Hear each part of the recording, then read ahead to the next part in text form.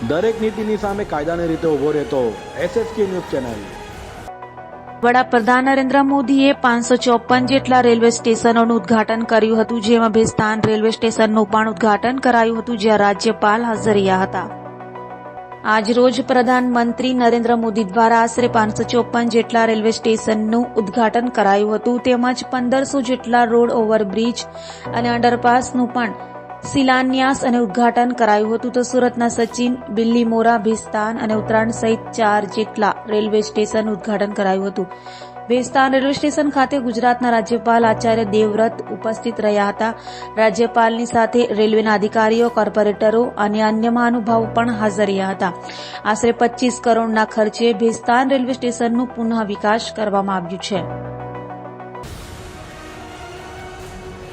દરેક નીતિની સામે કાયદાની રીતે ઉભો રહેતો SSK ન્યૂઝ ચેનલ।